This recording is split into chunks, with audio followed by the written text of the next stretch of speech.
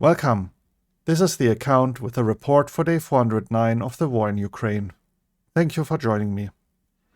Today I have one additional update on the leaked US-NATO documents and an update on the commemoration of the anniversary of the Russian missile attack on the Kramatorsk railway station.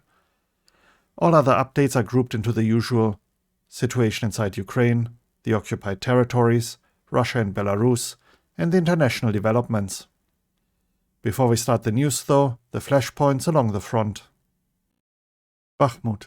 Heavy fighting is reported around the train station. The front line continues to run roughly along the train tracks with a constant back and forth. Russian claims that Bakhmut has fallen are false. Russian assaults on Bodanivka and Ivanivske continue stubbornly but without success. Please consider that the battle for Bakhmut has been going on for months. Ukraine had enough time to prepare secondary defense lines by now. Claims by pro-Russian accounts that Ukraine has lost the battle for Bakhmut and therefore the war are simply unrealistic. This interesting article by the New York Times shows a comparison of what Russia captured this year and what it still needs to capture to achieve its goals of occupying the entire Donbas. Avdiivka.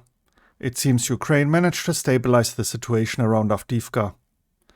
Some days ago there were concerns that Russia will be able to fully encircle the town, however the entire front has bogged down by now. An ongoing Ukrainian counteroffensive around Krasnohorivka, Novoselivka Druha and Novobakhmutivka is reported. And to start the news segment, an update on the leaked documents. A new batch of classified documents that appear to detail American national security secrets regarding Ukraine, the Middle East, and China have surfaced on social media. Analysts say more than 100 documents have been obtained.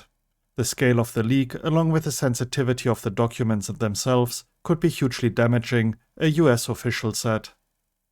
A senior intelligence official called the leak a nightmare for the Five Eyes, in a reference to the United States, the UK, Australia, New Zealand, and Canada, the so-called Five Eyes nations that broadly share intelligence.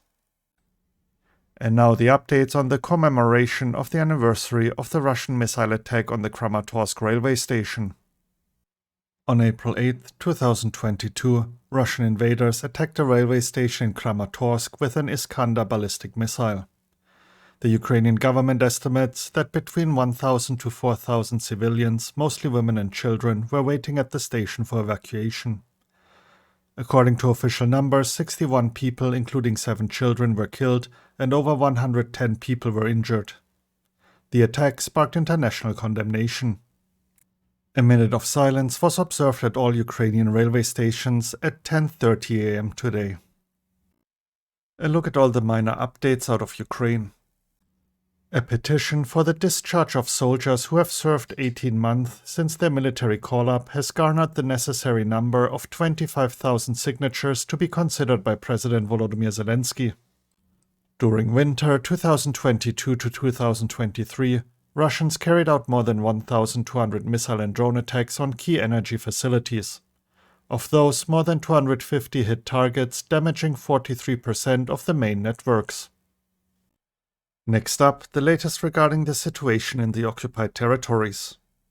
The Luhansk Regional Military Administration reported that Russian occupation authorities have started handing out military draft summonses to male residents in Starobilsk. The Mariupol City Council stated that there is a severe shortage of doctors and medical supplies in occupied Mariupol, and people cannot get the medicines they need urgently. Ivan Fedorov, the mayor of Melitopol, reported that Russian soldiers are searching houses in the occupied city using dogs, trying to locate members of the Ukrainian resistance. According to Ukrainian authorities, Russia is increasing pressure for forced passportization in the occupied territories in southern Ukraine. Additionally, Natalia Humenyuk, head of the Joint Press Center of Operational Command South, stated that Russia is forcibly evacuating civilians to areas it is gathering troops and equipment in to deter Ukrainian attacks. The Center for Journalistic Investigations spotted a massive Russian fortified area on Sentinel-2 satellite imagery. The defense lines in the captured territory of Zaporizhia Oblast stretch continuously for a distance of more than 70 kilometers. Russia, allegedly using a large labor force of immigrant workers from Central Asia, started digging this fortification in September, according to an analysis of various photographic evidence. Residents in occupied Crimea have reported explosions in the city of Feodosiia. Sergei Aksionov, Russian-appointed head of Crimea, claimed that a missile launched from Ukraine was shot down. Explosions in occupied Sevastopol, Crimea, were reported today.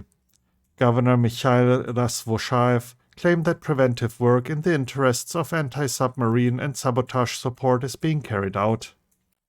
Moving on to the news updates from Russia and Belarus. Russia currently has 7 warships on active combat duty in the Black Sea. One of them is a missile carrier with a total salvo of 4 cruise missiles. Russian Prime Minister Mikhail Mishustin reportedly banned government officials from leaving Russia without special permission. This was also mentioned in today's assessment by the Institute for the Study of War. Dmitry Medvedev, Deputy Secretary of the Russian Security Council, has written in a statement that Ukraine will disappear because no one cares about it. The funeral of Vladlen Tatarsky took place in Moscow's Troyekurovo cemetery today.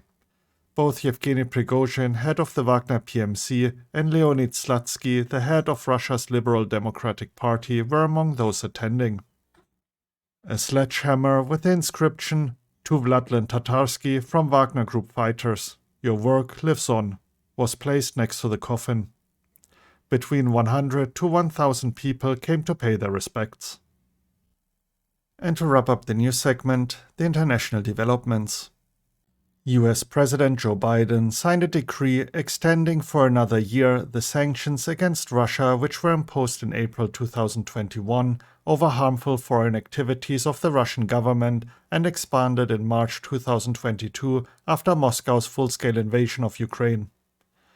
The types of harmful activities of the Russian government abroad listed in the decree are: efforts to undermine the conduct of free and fair democratic elections and democratic institutions in the United States and its allies and partners, engage in and facilitate malicious cyber-enabled activities against the United States and its allies and partners, foster and use transnational corruption to influence foreign governments, pursue extraterritorial activities targeting dissidents or journalists, undermine security in countries and regions important to United States national security, violate well-established principles of international law, including respect for the territorial integrity of states.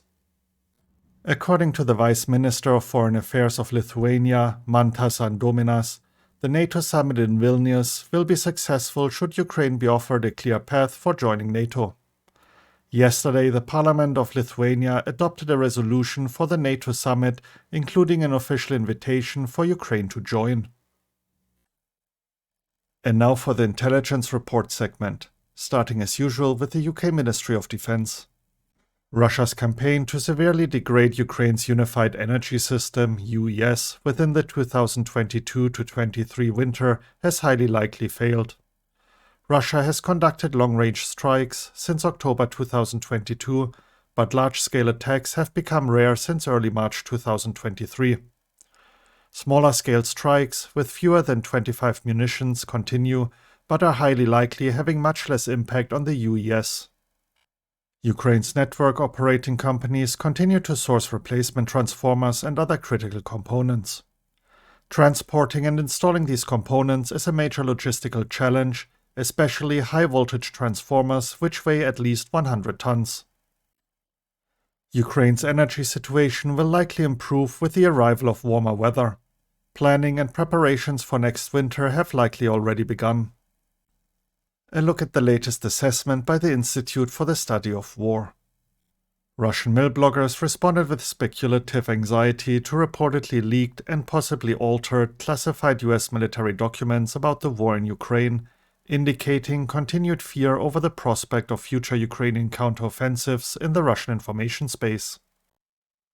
The Kremlin continues to indicate that it is not interested in legitimate negotiations and places the onus of any negotiations on the West. A Ukrainian official reported that the Russian aviation units are changing tactics, possibly due to aviation losses and depleted stocks of high-precision weapons. Former Russian proxy commander and prominent critical mill blogger Igor Girkin revealed on April 7th that a volunteer battalion that he previously actively promoted is essentially a sham. High-ranking Russian officials, including ministers and department heads, can reportedly only leave Russia with permission from Russian Prime Minister Mikhail Mishustin. And to wrap up the report, the evening update by the General Staff of Ukraine. The enemy continues to focus its main efforts on conducting offensive actions in the Liman, Bakhmut, Avdiivka and Marinka directions. More than 35 enemy attacks were repelled. In the Liman direction, during the day, the enemy conducted unsuccessful offensive actions in the area south of Kuzmine and Verkhnokamianske. In the direction of Bakhmut, the enemy continues to conduct offensive actions, tries to take full control of the city of Bakhmut. Battles continue. During the day, the enemy carried out unsuccessful offensive actions in the area of the Bodanivka settlement.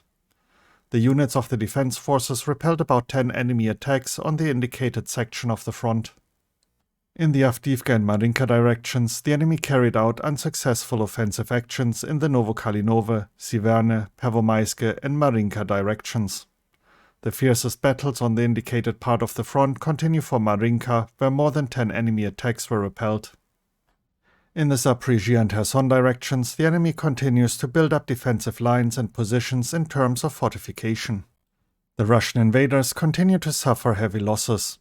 To replenish them, the leadership of the armed forces of the Russian Federation decided to hold early graduations from higher military educational institutions of the aggressor country in Moscow, St. Petersburg, Kostroma, Penza, Omsk, Tyumen, Kazan, Novosibirsk, Volsk, and Blagoveshchensk on April 29th of this year. At the same time, graduations from VVNOZ, which prepare specialists for the military units of strategic missile forces, aerospace forces, and naval forces of the armed forces of the Russian Federation, will be held in accordance with the previously planned schedules. And with that, the report is finished. Should you be interested in details to any of the articles I mentioned, you can find links to them in the description as usual. If you enjoyed the report and found it informative, please consider sharing it with others and giving me a like. Thank you for tuning in and have a great day. You were listening to The Account. Slava Ukraini.